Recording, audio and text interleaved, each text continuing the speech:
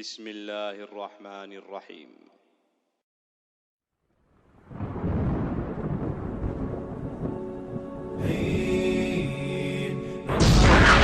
سوف يعلمون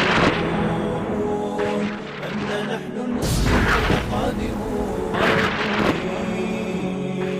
نرفع الرايات سوف يعلمون أن نحن إن الحمد لله نحمده ونستعينه ونستغفره ونعوذ بالله من شرور أنفسنا وسيئات أعمالنا من يهده الله فلا مضل له ومن يضلل فلا هادي له أشهد أن لا إله إلا الله وحده لا شريك له وأشهد أن محمدا عبده ورسوله الذي لا نبي بعده اللهم صل وسلم وبارك على نبينا محمد وعلى آله وأصحابه أجمعين. قال الله تعالى يا أيها الذين آمنوا اتقوا الله حق تقاته ولا تموتن إلا وأنتم مسلمون. وقال رسول الله صلى الله عليه وسلم فإن أصدق الحديث كتاب الله وخير الهدي هدي محمد صلى الله عليه وسلم وشر الأمور محدثاتها فإن كل محدثة بدعة وكل بدعة ضلالة وكل ضلالة في النار. Ma'asyiral muslimin, azanillahu wa iyyakum.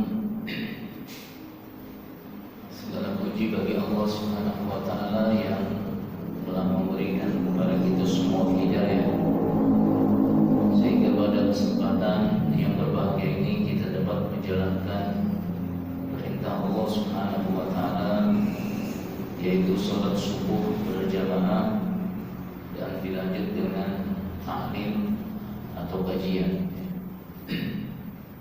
Salawat dan salam juga senantiasa tercurah kepada Rasul kita Nabi Muhammad SAW, kepada keluarganya, para sahabatnya, dan kepada pengikut setianya yang mudah-mudahan kita semua termasuk di dalamnya.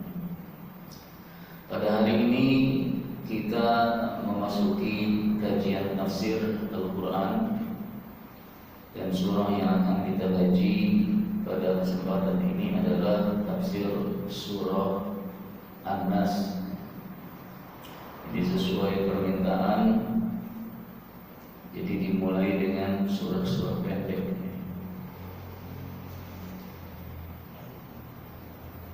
Surah An-Nas ini surah yang ke-114 di dalam Al-Quranul Karim dari sisi tartib di dalam mushaf, tetapi dari sisi turunnya surah bukan 114, tapi dia sekitar 20-an ya. Dari sisi urutan turunnya surah ini, tapi penempatan di dalam mushafnya ditempatkan pada surah yang ke-114.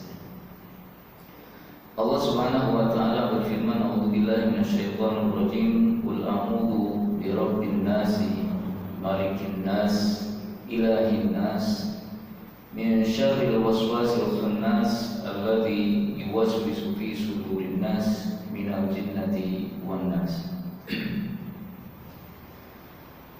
Pada kajian kemarin lusa ya, mungkin sebagian mengikuti, kita sudah membahas tentang surah Al-Falaq ya. Dan sempat disinggung bahwa surah Al-Falaq dan surah An-Nas ini turun secara bersamaan ya. Terkait asbabun nuzul daripada surah ini, kedua surah ini, itu para ulama berbeda pendapat ya. Sehingga melahirkan perbedaan pendapat juga apakah ini kategorinya Makkiyah atau Madaniyah. Makkiyah berarti surah ini turun sebelum hijrahnya Nabi SAW dari Mekah ke Madinah. Ya, itu disebut dengan Makkiyah. Kalau Madaniyah berarti kedua surah ini turun setelah hijrahnya Nabi SAW. Walaupun bisa jadi turunnya bukan di Madinah, ya, tetapi ketika dia turun setelah hijrahnya Nabi SAW, berarti dia kategorinya adalah Madaniyah. Yang berpendapat Madaniyah, asbabun nuzulnya sebagaimana sudah diterangkan pada surah Al-Falaq, di mana ketika itu ada seorang Yahudi yang menyihir Nabi SAW, ya, dengan menggunakan bukhul yang diikat dengan 11 ikatan, sehingga efeknya Nabi SAW merasakan sesuatu yang berbeda, ya. Dia merasa melakukan sesuatu padahal tidak, ya. Maka Allah menurunkan surah ini, ya, dalam rangka melindungi Nabi SAW. Ketika dibaca satu ayat, maka terlepaslah satu ikatan, ya. Sehingga totalnya surah Al-Falaq dan surah An-Nas, total ayatnya adalah 11 ayat. Sehingga sampai ayat terakhir daripada surah An-Nas dibaca, semua ikatan yang mengikat Nabi SAW itu terlepas, ya, terlepas. Tetapi kalau yang berpendapat ini adalah Makkiyah, ya, dan ini mayoritas, bahwa turunnya surah Al-Falaq ini itu jauh sebelum ketika kondisi Nabi SAW terkena sihir, ya. Tetapi waktu di Mekah atau sebelum hijrah beliau itu, ya, dilakukan oleh orang-orang kafir Quraisy, ya, yaitu dengan melemparkan pandangan ain, ya, pandangan mata ain, ya. Dan kita sudah bahas pertemuan sebelumnya bagaimana jahatnya atau bahayanya daripada pandangan ain yang disertai dengan hasad atau dengki, ya. Ala kulli hal, kedua surah ini Allah Subhanahu wa taala turunkan dalam rangka melindungi hambanya, ya, terlebih Nabi Muhammad SAW dari segala gangguan, apakah itu tukang sihir, ya, dan lain sebagainya. Ma'asyiral muslimin rahimakumullah,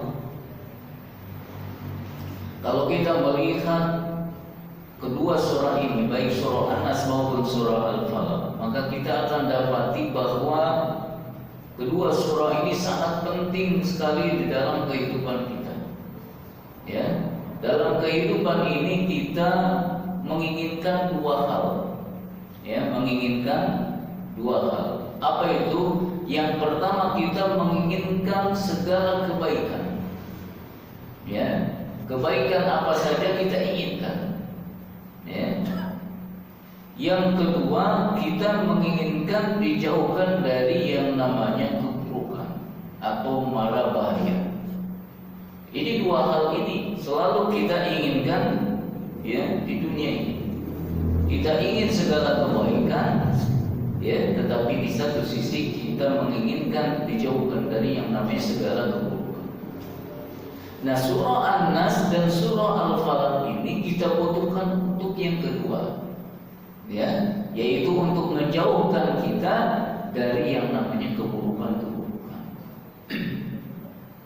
Ya, karena kedua surah ini juga disebut dengan Al-Mu'awwidzatain, ya, surah yang mengandung ta'widz atau perlindungan, ya. Jadi siapa yang merasakan ketakutan, siapa yang merasakan kekhawatiran, ya, maka baca kedua surah ini, insya Allah akan hilang, ya. Yang terkena bahaya, maka baca kedua surah. Rasulullah SAW pernah bersabda kepada Ibnu Abis Al-Juhani radhiyallahu anhu, "Ya Ibn Abis, ala ukhbiruka bi afdali ma ta'awwada bihi al-mu'awwidhun." Ya, maukah aku kabarkan suatu perlindungan yang paling utama, yang paling besar pengaruhnya, yang paling ampuh dibandingkan dengan suatu perlindungan yang biasa digunakan oleh orang-orang yang meminta perlindungan. ya Rasulullah. Maka Nabi SAW bersabda, "Qul a'udzu birabbin nasi wa qul a'udzu birabbil falaq." Ya, baca qul a'udzu birabbin nas dan baca qul a'udzu birabbil falaq. Kedua surah inilah ya suatu perlindungan akan diraih ya datangnya dari Allah Subhanahu wa taala. Maka Nabi SAW setelah kedua ayat ini turun itu senantiasa dibaca oleh beliau, ya, selalu dibaca oleh beliau, ya. Karena Rasulullah SAW yata'awwadu min ainil janni wa ainil insi. Rasulullah SAW itu berlindung dari mata jahat, ya, daripada jin dan juga dari manusia, ya, dengan membaca dua surah ini, ya. Kita diperintahkan juga dibaca ya ketika setelah sholat wajib, ya. Dianjurkan juga untuk membaca ketika sebelum dan setelah tidur, ya. Sebelum tidur dan bangun tidur kita juga dianjurkan untuk membaca surah, ya. Dan juga dianjurkan dibaca di waktu pagi dan petang hari. Ini anjuran-anjuran bacaan ini menunjukkan apa? Pentingnya kedua surah ini, ya, dalam melindungi, dalam menjaga kita, dalam menjalani kehidupan ini, ya. Jadi jangan dianggap sepele, ya, jangan dianggap ringan. Ini adalah hisnul muslim, bentengnya seorang muslim, tameng seorang muslim ini, ya. Kita kan kalau mau menghindar dari bahaya, ingin aman, biasanya penjaga, satpam, ya, baik di perumahan, di perkantoran dan sebagainya, ya. Kita membutuhkan keamanan dan kita bayar mahal untuk itu. Pasang CCTV, pasang ini dan sebagainya, ya. Ada yang ampuh, tapi kita nggak pernah lakukan. Apa? Membaca dua surah. Qul a'udzu birabbin nas dan qul a'udzu birabbil falaq untuk melindungi kita, ya, melindungi kita, melindungi keluarga kita, melindungi rumah kita, melindungi perusahaan kita dengan dua surah, ya. Qul a'udzu birabbil falaq wa qul a'udzu birabbin nas, ya. Pada ayat yang pertama Allah Subhanahu wa taala berfirman, "Qul a'udzu birabbin nas." Katakan wahai Muhammad, aku berlindung kepada Rabbun Nas. Rabbun Nas di sini adalah Allah Subhanahu wa taala. Ya. Rabbun Nas sebagaimana sudah kita jelaskan, yang namanya Ar-Rabb itu apa? Al-Khaliq, Al-Malik, Al-Mudabbir, ya. Itu tiga poros utama daripada Ar-Rabb. Dialah pencipta manusia, dialah penguasa manusia, dialah pengatur manusia, ya. Dialah yang memberikan rizki manusia, dialah yang memberikan kesehatan manusia, ya. Dialah yang memberikan jodoh manusia, dialah yang memberikan segalanya kepada manusia. Itu Rabbun Nas, ya. Jadi siapa yang sedang sakit minta kepada Rabbun Nas, ya. Siapa yang sedang kesulitan dia minta kepada Rabbun Nas, ya. Siapa yang menginginkan sesuatu minta kepada Rabbun Nas, yaitu Allah Subhanahu wa taala. Dialah Rabb yang menguasai, yang mengatur, ya, segala urusan manusia. Ya, kullu yaumin fi sya'n. Setiap harinya sibuk mengurusi. Salah satu yang diurusi adalah manusia, ya, memberikan rezekinya, ya, melindunginya, ya. Setiap hari Allah lindungi, oleh Allah jaga, itu yang namanya manusia. Kemudian Malikin Nas, dialah raja manusia, dialah yang menghinakan, ya, dialah yang mengangkat derajat, dia yang mengkayakan, dia yang memiskinkan, ya. Dia yang melindungi, ya. Itu Malikin Nas, raja, penguasa. Ya. Walaupun Malik di sini juga bagian daripada kandungan Ar-Rabb. Jadi kalau kita berbicara Rabb, sebetulnya sudah termasuk Malik. Ya, tetapi dipisah di sini, ini dikhususkan di sini ketika berbicara dengan masalah perlindungan ini. Karena perlindungan ini, kata Syekh Salman Al-Auda, biasanya orang yang meminta perlindungan itu adalah kepada penguasa, ya, kepada raja, kepada pembesar, ya, yang ketika seseorang merasa lemah ingin dilindungi, maka dia minta kepada pembesar yang sanggup untuk melindungi, ya, yang sanggup untuk melindungi, ya. Maka Malikin Nas dikhususkan di sini itu karena memang manusia secara kebiasaan ketika dia lemah dia meminta kepada pelindung, ya, dan pelindungnya itu adalah raja dia, ya, Malikin Nas, Ilahin Nas. Ketika Allah Subhanahu wa taala itu Rabbun Nas, pencipta, pemilik, pemelihara, pengatur, raja, maka otomatis dialah adalah Tuhannya manusia, ilahnya manusia, yang diibadahi oleh manusia. Ya. Jangan sampai dia meyakini Rabbun Nas, dia meyakini Malikin Nas, tetapi yang diibadahi bukan Ilahin Nas. Ya. Tetapi ilah-ilah yang lain, bukan Allah Subhanahu wa taala. Ya, dia yang memberikan rezeki, yang diibadahi selain Allah. Ya. Allah yang melindungi, yang diibadahi selain Allah. Ya. Ini betul-betul tidak tahu terima kasih kepada Allah Subhanahu wa taala. Ya. Allah yang memberikan rezeki, terima kasihnya malah kepada selain Allah Subhanahu wa taala. Ya. Maka ketika kita meyakini Rabbun Nas, Malikin Nas, itu harusnya otomatis Ilahin Nas juga kita yakini, kita imani bahwa hanya Allah Subhanahu wa taala, ya, yang berhak diibadahi oleh kita sebagai manusia. Ya. Qul a'udzu birabbin nas, malikin nas, ilahin nas. Pada surah Al-Falaq, ya, pada surah Al-Falaq itu permohonan atau meminta perlindungan itu, ya, hanya bertawassul dengan menggunakan satu nama Allah Subhanahu wa taala, yaitu Ar-Rabb, Rabbul Falaq. Ya. Untuk meminta perlindungan dari 3 keburukan di dalam surah Al-Falaq.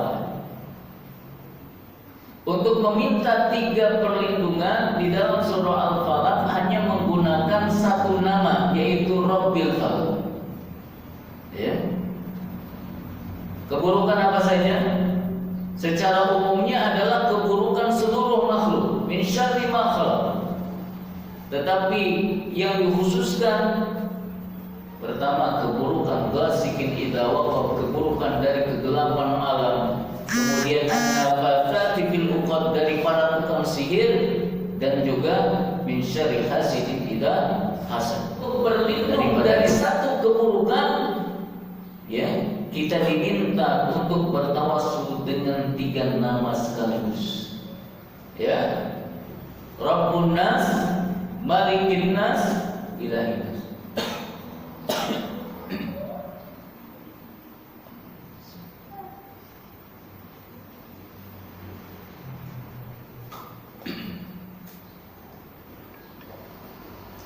Di dalam surah An-Nas ini untuk satu keburukan yang nanti akan dijelaskan itu dibutuhkan 3 nama, bertawassul dengan 3 nama. Ya, qul a'udzu birabbin nas, malikin nas, ilahin nas.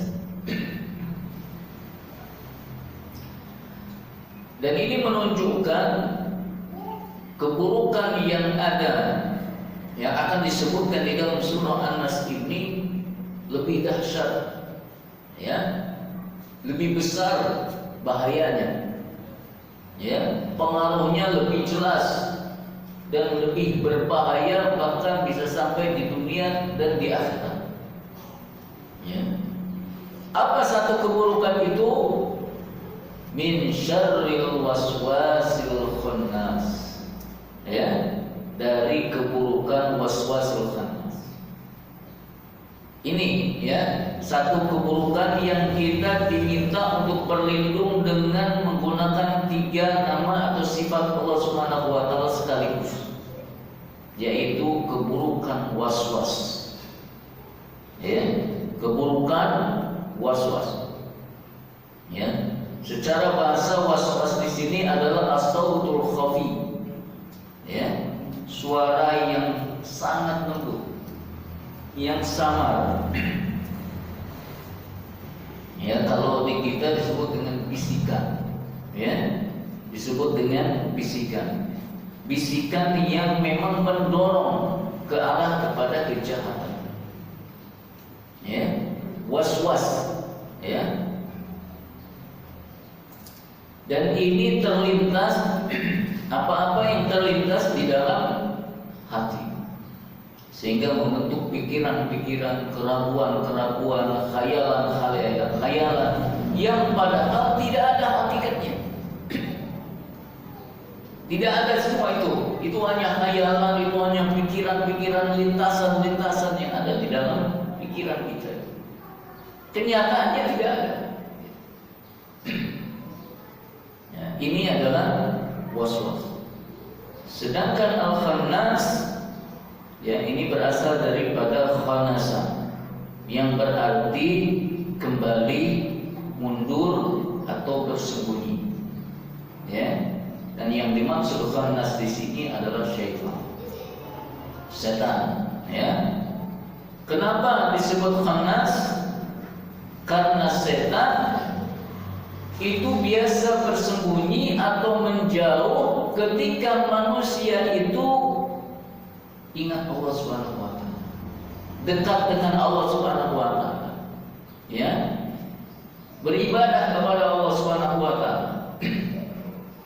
Ya, maka setan akan menjauh, setan akan bersembunyi, ya, setan akan mundur. Tetapi ketika manusia itu lalai dari Allah, lalai dari berzikir, lalai dari membaca Al-Quran Karim, ya, maka setan akan datang untuk memberikan godaan, memberikan bisikan, atau memberikan waswas. Ya. Sebagaimana di dalam hadis Nabi SAW, "Idza nudiya lis-salati adbar syaitan." Ya, jika dikumandangkan azan, ya, setan akan lari, adbar, lari. Bahkan dikatakan walau quratun, ya, saking tertutup dia. Ya. Hatta la yasma' at-ta'zin, sampai dia tidak mendengarkan lagi suara azan. Fa'idha qadha nida aqbal, kalau dia sudah selesai azan, dia balik lagi. Ya, dia balik lagi. Ya. Ini orang-orang yang anti azan ini, ya, berarti dia warisan daripada setan, terkena efek setan. Karena setan itu gak mau mendengar suara azan. Ya, dia kabur kalau dengar suara azan, ngumpet dia. Fa'idha qadha nida, kalau sudah selesai baru dia balik lagi. Hatta idza thuwiba bis-salati adbar, ketika dia mulai mau iqamah, dibaca, dikumandangkan iqamah, dia kabur lagi, dia lari lagi. Ya, sampai selesai iqamah dia datang lagi. Ya, hatta yakhfira bainal mar'i wa nafsihi. Ya, sehingga dia bisa menyelinap masuk ke dalam diri seseorang, ke dalam hati seseorang. Masuk, ya. Caranya gimana nggak tahu, melalui aliran darah. Ya, dia bisa masuk ke dalam diri manusia. Dan itu adalah bagian dari kekuasaan Allah Subhanahu wa taala yang memberikan kekuasaan kepada kebisaan dia dalam melakukan itu. Ya. Yaqulu udhkur kada udhkur kada udhkur kada. Ketika dia sholat dibisikin ya oleh setan, ingat ini, ingat itu, ya. Terhadap sesuatu yang sebelumnya nggak ingat. Ya. Kan kita kalau dalam sholat, ya, kalau diselain sholat kebayang aja enggak, keingetin aja enggak. Tapi kalau lagi sholat itu keingetin semuanya. Ya, apa aja yang sebelumnya enggak terbayang di pikiran kita enggak ada di sini, tapi ketika sholat tumpuk di sini. Ya, apa saja masuk. Ya, masalah keluarga, masalah kendaraan, masalah usaha, masalah main-main, masalah dakwah, masalah masuk di sini ketika sholat. Mending kalau masalah dakwah ya, pas lagi sholat, gimana caranya ini saya supaya bisa terbayang, bisikan. Gimana saya ngajak dia gitu. Mungkin mending masih begitu, seperti hanya yang dialami oleh Umar bin Khattab radhiyallahu anhu. Ketika sholat, ya, yang masuk apa? Strategi perang, ngatur perang gimana caranya supaya menang. Gitu. Ya. Tapi biasanya bukan masalah itu yang masuk ke kita itu, ya. Yang masuk ke kita itu problem-problem was-was yang masuk dalam hidup kita.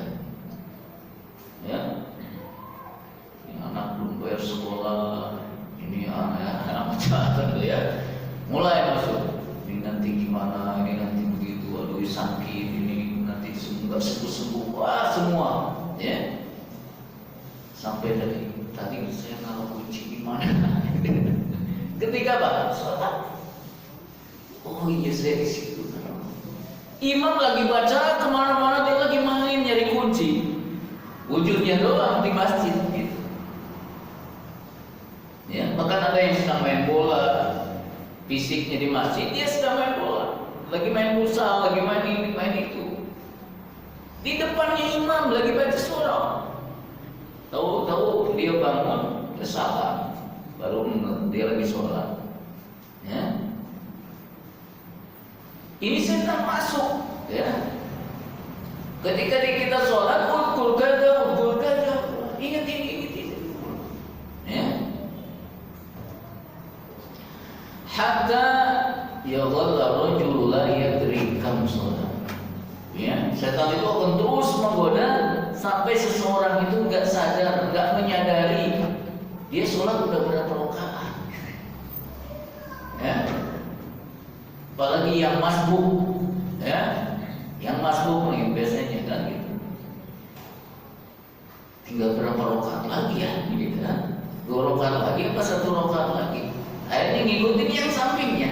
Coba yang sampingnya kalau berdiri berarti saya juga berdiri, gitu. Karena bareng dengan dia. Ya. Kenapa? Gak khusyuk. Ya, gak khusyuk. Ya.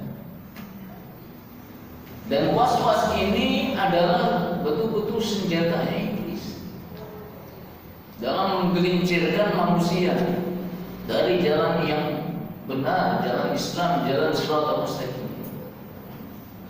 Ya. Allah Subhanahu wa taala menceritakan bagaimana iblis dalam menggelincirkan Nabi Adam alaihissalam sampai mengeluarkan Nabi Adam alaihissalam dari jannah. Allah Subhanahu wa taala berfirman, "Fa waswasa lahum asy-syaitan liyubdiya lahum min sawatihima. Wa qala ma nahakuma rabbukuma an hadhihi asy-syajarah illa an takuna malakaini aw takuna minal khalidin. Wa qasamahuma inni lakuma laminan nasihin. Fadallahuma bi-ghurur." Setan mewaswasi, membisikkan, ya, kepada keduanya yaitu Nabi Adam alaihissalam dan istrinya, ya, sehingga bisa menampakkan aurat keduanya yang sebelumnya tertutup. Dia mengatakan Rabbmu atau Rabb kalian itu sebetulnya tidak melarang untuk mendekati pohon ini. Ya, padahal kan jelas dilarang. Ya, untuk mendekati pohon di jannah. Tapi setan bilang sebetulnya tidak melarang. Ya. Kenapa dilarang? Supaya kalian tidak menjadi malaikat dan tidak menjadi penghuni tetap surga ini. Ya. Kalau dia mendekati pohon, apalagi sampai memakan, maka dia akan jadi malaikat dan akan tetap di surga. Ini bisikannya, ya. Bahkan sampai iblis ini bersumpah, ya, saya ini hanya nasihatin saja, gitu. Penasehat, ya. Saya sih gak maksa, hanya ngasih tahu saja, ya, bahwa bukan dilarang sebetulnya, ya, untuk mendekati atau memakan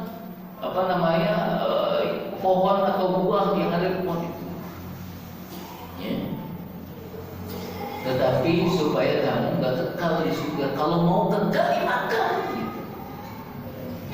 Ya, di ayat yang lain bahwa lahu syaitan qala ya Adam hal adulluka ala syajaratil khuldi wa mulkin la yabla.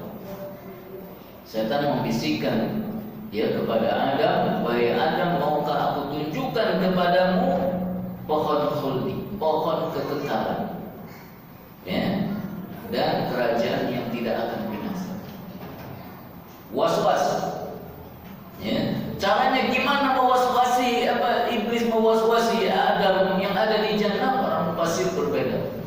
Mendapat dalam hal ini ada yang memang melalui bisikan suara dari jauh, ya.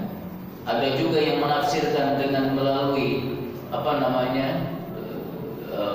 dia ditafsir Al-Qurtubi melalui seekor ular yang kemudian dia dilaknat, ya. Tetapi ini adalah perkara yang gaib, ya. Perkara yang gaib, kalau tidak ada dalil yang menunjukkan itu, maka kita cukup mengimani secara global bahwa iblis mewaswasi Nabi Adam alaihissalam. Ya.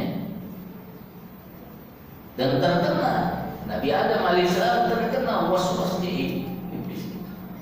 Ya. Ini senjatanya.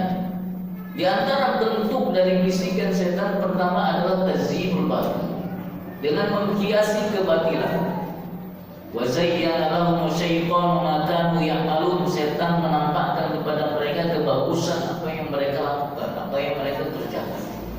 Dihiasi, nanti akan dibisikkan, ya. Seperti hanya kaum Sabah yang dibisikin oleh setan untuk menyembah matahari, dibagus-bagusin itu oleh setan itu.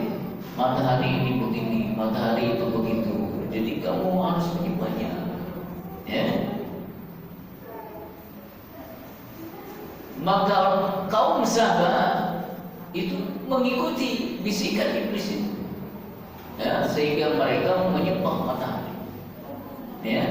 Wa zayyana lahum syaitanu a'malahum fasaddahum 'anis sabili fahum la yahtadun. Ya. Mereka memandang indah perbuatan-perbuatan mereka, ya, lalu menghalangi mereka dari jalan Allah.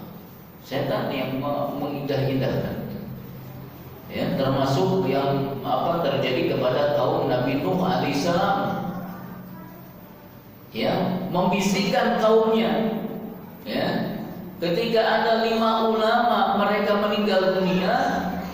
Setelah itu mulai setan membisikkan kepada mereka, cobalah, ya, masa kalian ketika ulama-ulama kalian meninggal kalian diam aja, gak berbuat sesuatu, ya. Gimana caranya mengenang mereka, jasa-jasa mereka? Jangan melupakan lah kalau bahasa kitanya. Apa namanya? Kacang lupa apa kulitnya. Jangan melupakan jasa mereka lah. Ya, oh iya juga ya. Gimana caranya? Buatinlah patung, ya, di majelis pertemuan supaya kalau nanti itu sedang bertemu dan melihat patung itu, jadi ingat jasa mereka, nggak lupa. Kenang-kenangan. Ini awalnya tipuan iblis dalam membisikkan manusia untuk menggelincirkan mereka. Ya, awalnya bukan untuk disembah itu patung-patung itu, tetapi hanya untuk mengenang jasa para ulama-ulama pada saat Ya'uq, Nasr. Dibuat patung-patung mereka. Nanti mulai setelah generasi yang membuat patung itu meninggal, berganti generasi berikutnya, setan membisikkan lagi. Dulu bapak-bapak kamu itu menjadikan patung-patung ini berkah. Ya, nggak disembah dulu, enggak. Pokoknya memiliki keutamaan, keistimewaan. Ya, jadi harusnya jangan hanya di majelis saja ada patung, harusnya di rumah-rumah juga ada, mulai dipasang. Yang kecil-kecil di setiap rumah-rumah. Ya, was-was, terus dibisikin oleh setan.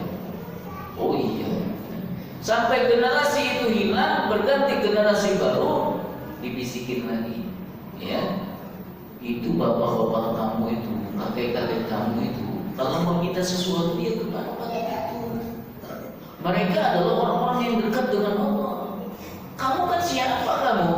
Ya, kamu bahasanya orang rompeng, banyak dosa. Ya, masa kamu mau minta langsung sama Allah? Gak akan diterima. Tuh orang-orang yang dekat dengan Allah tuh, yang ada di patung-patung, mulai meminta. Bertawasul, menjadikan mereka perantara. Ya, illa liyuqarribuna ilallahi zulfa. Mereka yang mendekatkan mereka kepada Allah Subhanahu wa taala. Nitip pesan kepada Allah Subhanahu wa taala. Generasi itu hilang, memang betul-betul jadi menyembah patung itu. Diseret terus. Ya. Kemudian at-takhwif, menakut-nakuti kita.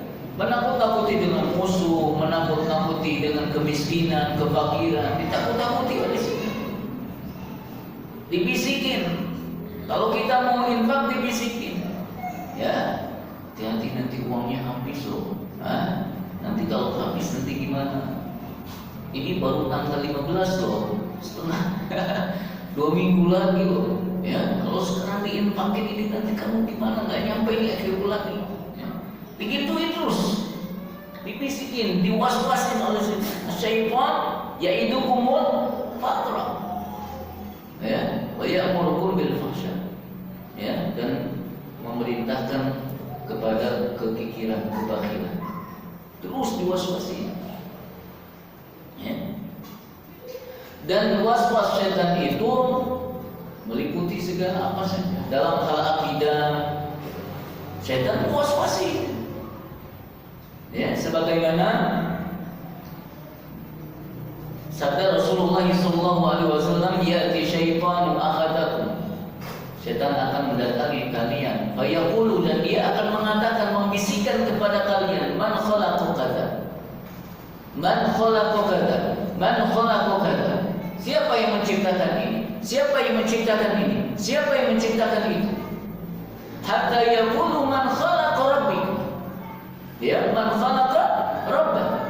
Siapa yang menciptakan Rabb? Ya. Ketika ini yang menciptakan Allah, ini yang menciptakan Allah, ini yang menciptakan Allah, dibisikin. Terus siapa yang nyiptain Allah? Ya. Mentok kalau sudah kena itu. Fa'idha balaghahu, kalau sudah sampai ada bisikan semacam itu, falyasta'iz billahi wal yantahi, maka memintalah perlindungan kepada Allah dan stop, ya, hentikan itu, ya. Meminta perlindungan. Kalau sudah ada bersitan, siapa yang Padahal Allah itu huwal awwalu wal akhiru. Dialah yang paling awal yang tidak ada permulaannya. Dialah yang paling akhir dan tidak ada sesudahnya. Tidak ada permulaannya, tidak ada sesudahnya. Wal awwalu wal akhiru. Tapi ditanyakan siapa yang nikahin Allah terus dipaksain. Kalau sudah masuk semacam itu, falyasta'iz billah, meminta perlindungan kepada Allah dari bisikan-bisikan itu, waliyantahi, dan stop pikiran itu. Ya, stop pikiran itu. Ya, ini juga bagian dari cara menyetop was-was itu. Ya. Kemudian setan juga akan was-wasi seseorang ketika terjadi sesuatu di sekitaran kita. Ya. Ini yang sering disebut dengan at-tatayyur. Ya, sehingga menganggap sial angka 13. Ya, jangan masuk kamar nomor 13. Nanti akan begini, akan begitu. Ya. Menganggap jika wanita hamil yang melilitkan handuk di lehernya, nanti janin yang ada di perutnya akan terlilit dengan tali besar. Dibisikin oleh setan. Tali handuknya jangan gitu, ya, jangan dililitin di leher. Nanti itu janin dililit akan terlilit, ya, mulai ya. Macam-macam dibisikin yang semacam itu bagian dari akidah. Ya, pembisikan setan itu masuk ke dalam bab akidah juga itu. Was-was juga dalam perkara amalia. Ya, dalam amalia. Ada yang wudu yang gak selesai itu wudu, gak beres-beres itu. Sampai udah jamaah mau selesai baru dipercepat wudunya beres juga. Ya, siapa yang membuat ini setan? Ya, merasa gak sempurna wudunya. Ya, sebelum sholat ada yang gak beres-beres takbiratul ihramnya itu. Ya. Ada yang belum masuk niatnya ini ke sini, belum blek gitu. Jadi dia balik lagi. Lepas lagi terus, kena was-was terus. Ya. Kena was-was terus. Ya. Giliran imam udah mau bubar. Kenapa enggak dari tadi sih begitu? Gitu kan. Setan yang begitu ya. Yang mewas-wasi. Ya. Ada yang mandi junub sampai 1 jam belum keluar dari imam itu, ya, takut. Ada yang nggak kebasahan, apanya gitu, kuku sekolah sampai lama sekali itu, was-was. Ya, padahal Nabi SAW bersabda inna dina yusrun, bahwa agama ini mudah. Ya, wala yushadad dina ahadun illa ghalabah. Siapa yang memberat-beratkan agama ini, dia akan kalah. Ya, kuncinya apa? Ilmu. Kalau dalam hal amaliyah kuncinya adalah ilmu tentang wudu, ilmu tentang sholat. Pokoknya ikuti ilmu itu. Was-was akan menyingkir kalau ada ilmu. Ya, pokoknya tuntunannya begini ya begini, tuntunannya begini. Pokoknya mau was-was kemana itu akan mental.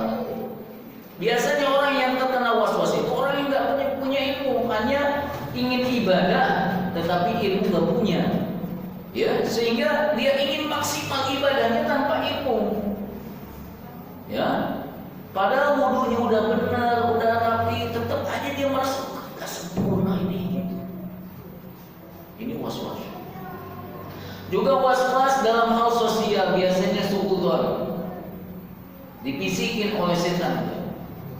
Misalnya ketika melihat teman kita misalkan nggak senyum sama kita, dibisikin sama setan. Itu dia benci sama ente itu, ya. Kenapa dia nggak senyum itu sama ente? Padahal bisa jadi teman kita itu lagi punya masalah, punya problem, sehingga dia nggak fokus ketika di jalan. Sering kan mengalami kalau kita sudah kalut, sudah stres, boro-boro senyum di jalan. Kita mikirin mengatasi problem kita gimana. Kadang-kadang nggak ngeh kita di hadapan kita ada teman kita. Tapi setan mengomporin itu, ya, ngomporin itu teman kamu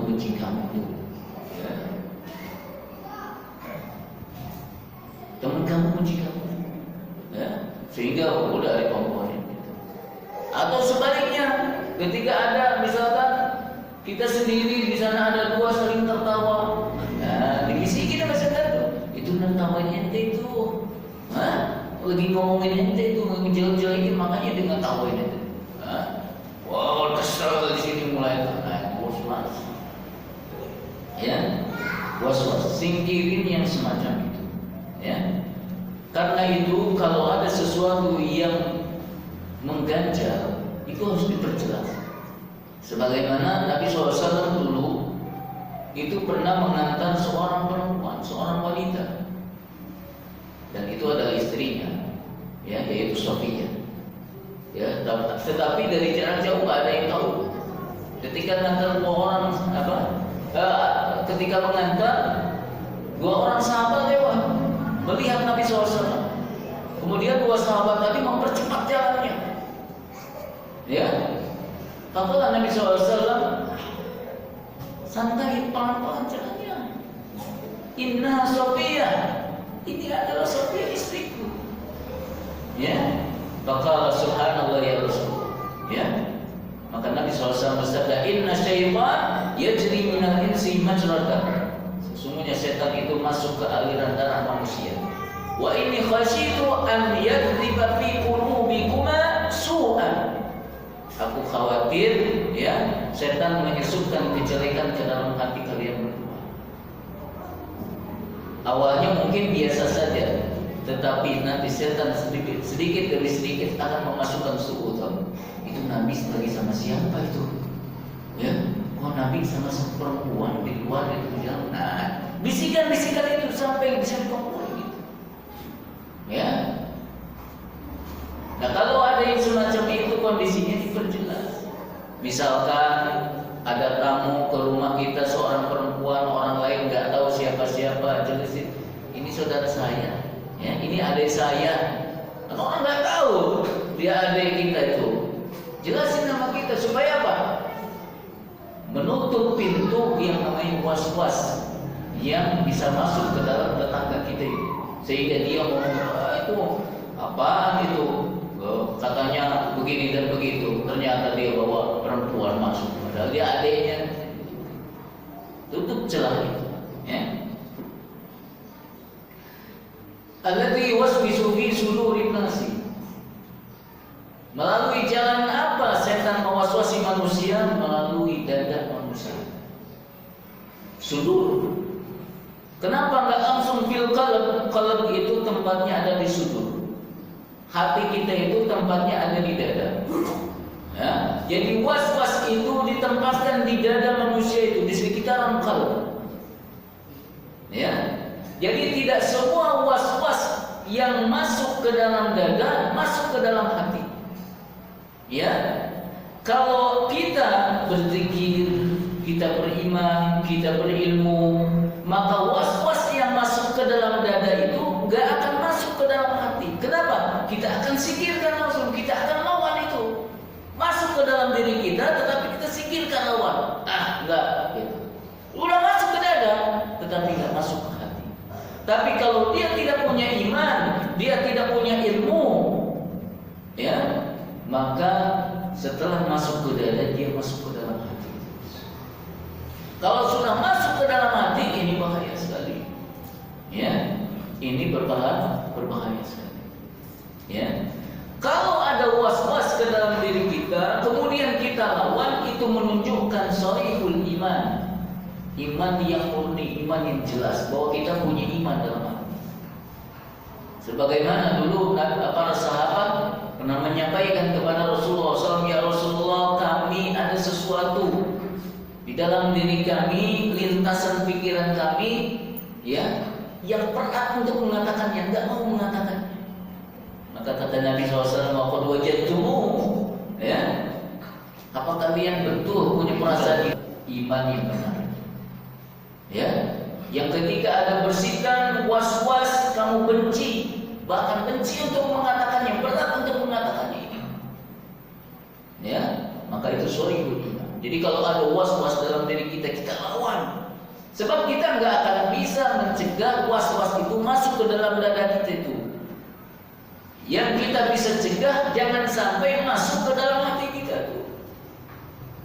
Ya, caranya zikir, ya, dan lain sebagainya. Ya. Jadi kalau sudah masuk ke dalam hati, ya sudah, hati kita itu apa? Komandannya tuh. Daripada anggota tubuh kita. Kalau hati kita memerintahkan kepada tangan kita untuk melakukan ini dan itu, dia akan jalankan sesuai apa yang diperintahkan oleh hati kita. Ya, kalau baik hati kita, baik anggota tubuh kita. Kalau buruk, buruk anggota tubuh kita. Itu kalau sudah kena. Ya, ini penyakit was-was kalau sudah masuk ke dalam hati, maka dia akan menjalar ke anggota tubuh kita sehingga akan melakukan hasil daripada was-was atau bisikan-bisikan syaitan. Ya, ada yang sampai membunuh orang. Kenapa? Karena bisikan. Bunuh si fulan, bunuh si fulan, bunuh si fulan. Kemudian di dalam ayat yang terakhir minal jinnati wan nas. Ya, ayat ini kembali kepada pelaku daripada was-was itu, bahwa yang sumber was-was itu minal jinnati wan nas. Ya, baik was-was itu datang dari jin maupun datang juga dari manusia. Ya, karena setan, jin yang busuk, yang buruk adalah setan. Setan itu bisa dari kalangan jin, juga bisa dari kalangan manusia. Ya, wa kadzalika ja'alna likulli nabiyyin aduwwan syayatin al-insi wal jinni yuhi ba'dhum ila ba'dhin zukhrufal qawli ghurura. Ya, demikianlah kami jadikan setiap nabi itu musuh, yaitu setan-setan dari jenis manusia dan dari jenis jin. Jadi setan dari manusia juga ada dari jin. Was-was minal jinni wal insi. Ya, was-was bisa lahir, bisa datang dari jin, dan juga was-was bisa lahir daripada manusia. Ya, karena itu kita mesti menjauh dari apa yang namanya teman-teman yang buruk itu. Ya, kenapa? Karena teman yang buruk itu akan selalu mewas-wasi keburukan kepada kita, membisikkan yang jahat, membisikkan yang buruk. Berapa banyak orang yang tergelincir kepada kesesatan dikarenakan temannya. Ya, berapa banyak orang yang menyimpang karena temannya. Berapa banyak orang yang tidak jadi beramal soleh, tidak jadi taklim, tidak jadi dakwah, tidak jadi ini dan itu karena teman. Ya, sebelum menyesal jauhi teman-teman yang buruk yang bisa menggelincirkan kita dari jalan itu. Jangan sampai nanti menyesal sebagaimana orang-orang yang zalim yang menyesal di akhirat, ya wailata laitani lam attakhidh fulana khalila. Ya, celaka, andai kiranya dulu enggak jadikan si fulan itu sebagai teman akrab. Laqad adallani an dzikri ba'da idjani. Ya. Ia sudah nyesetin saya dari Al-Qur'an ini ketika Al-Qur'an itu datang kepada saya. Ya. Gara-gara dia saya menjadi tersesat ini. Tapi penyesalan yang sudah tidak berguna di sana. Ya, maka sebelum terjadi penyesalan itu, sekarang kita cari teman-teman yang soleh, yang baik, yang saling mendukung, bahu-membahu mendukung dalam meniti jalan yang benar ini. Ya, jangan cari yang buruk-buruk, sebab itu yang akan menggelincirkan kita dari jalan yang benar. Ya, Ma'asyiral muslimin rahimakumullah, ini yang bisa kita kaji daripada surah An-Nas ini, ya, di mana pada surah ini kita dianjurkan, diminta untuk meminta perlindungan dari yang namanya was-was, ya, baik was-was dari setan maupun was-was dari manusia, ya. Dan ini sangat berbahaya sekali sehingga kita diminta untuk berlindung hanya kepada Allah Subhanahu wa Ta'ala, ya, karena tidak ada yang bisa selamat dari yang namanya was-was kecuali mereka-mereka yang dilindungi oleh Allah Subhanahu wa Ta'ala. Demikian yang bisa disampaikan. Jika ada yang mau disampaikan, apa perlu silakan. Kalau tidak ada berarti selesai.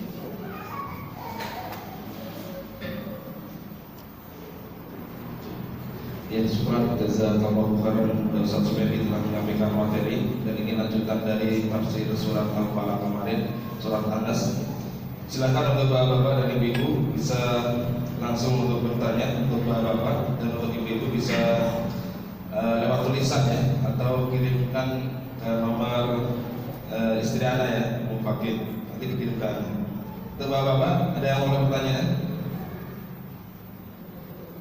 Ini ada pertanyaan masuk Ustaz. Pertama, bagaimana dengan membaca surat An-Nas ketika seseorang akan sholat dengan alasan supaya sholatnya khusyuk dan tidak diganggu setan?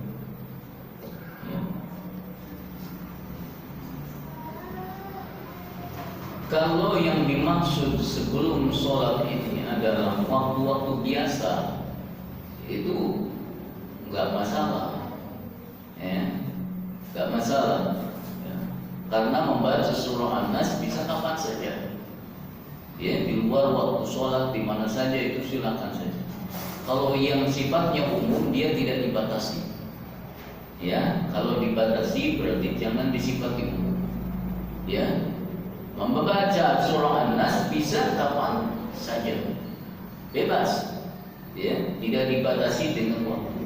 Tetapi ketika diikat, ya, dikhususkan atau ditentukan bahwa dia setiap sebelum sholat dia membaca surah An-Nas seperti hanya orang-orang melafazkan niat, maka ini tidak ada contohnya, ya, maka ini tidak ada dalilnya, tidak ada dasarnya, ya, karena sholat itu sudah dilakukan oleh Rasulullah SAW, oleh para sahabat, oleh para ulama, oleh para dai, sudah dicontohkan untuk mengikuti sholatnya Nabi SAW.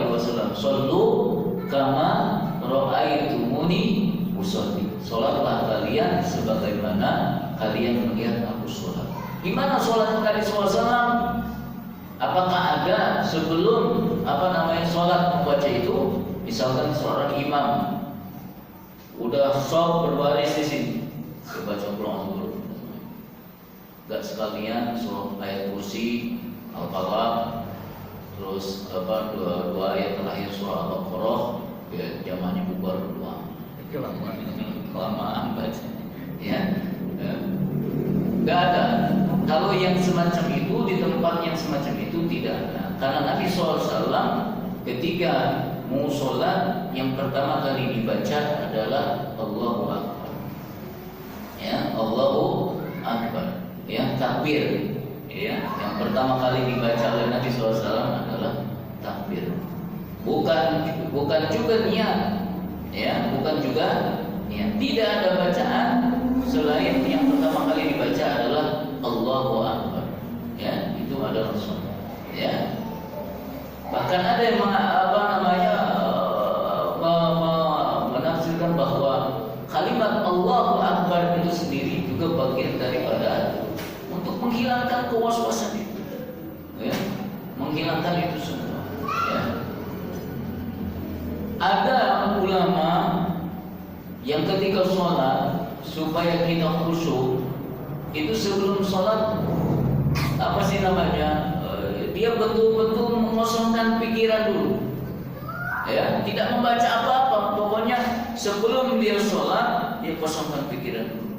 Saya mau sholat, saya mau berhadapan dengan Allah Rabbul Alamin, dengan yang memberikan rezeki sepanjang waktu kepada saya, yang melindungi saya sepanjang waktu. Saya mau berhadapan dengan Allah Rabbul Alamin, penguasa alam semesta, raja alam semesta, ya.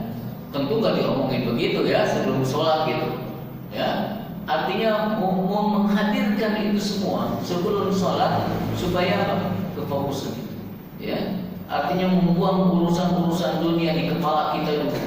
Kita mau berhadapan dengan Allah Rabbul Alamin, ya. Tetapi tidak menjadi bagian dari ritual dalam sholat. Allahu Akbar. Kemudian datang lagi pertanyaan, bagaimana dengan menggabungkan surat Al-Ikhlas dalam meruqyah? Iya. Surat Al-Ikhlas, surah Al-Falaq, surah An-Nas, ya, itu juga termasuk bagian dari ayat-ayat ruqyah. Artinya bisa dijadikan sebagai untuk meruqyah. Ayat kursi, ya, surah Al-Baqarah, ya, banyak sekali ayat-ayat yang disebut dengan ayat-ayat ruqyah. Walaupun secara umum, ya, semua ayat bisa dijadikan ayat-ayat ruqyah, ya, tetapi banyak sekali yang dikhususkan karena Nabi SAW itu membaca ayat-ayat itu ketika meruqyah. Ya, misalkan di rumah kita dibacain surah Al-Baqarah, kalau dibacain surah Al-Baqarah setan gak akan bisa masuk. Ya, ayat kursi, ya, kemudian Qul a'udzu birabbil falaq, qul birabbin nas, wallahu ahad, surah Al-Jin, surah Al-Mulk. Ya, banyak sekali sebetulnya kalau berbicara tentang ayat-ayat ruqyah, ya. Belum juga ada doa-doa yang ada di dalam hadis-hadis. Jadi surah Al-Ikhlas ketika berbicara tentang ruqyah, maka dia termasuk yang dianjurkan untuk dibaca. Ada lagi yang mau ditanyakan pada jamaah ikhwan? Cukup ya.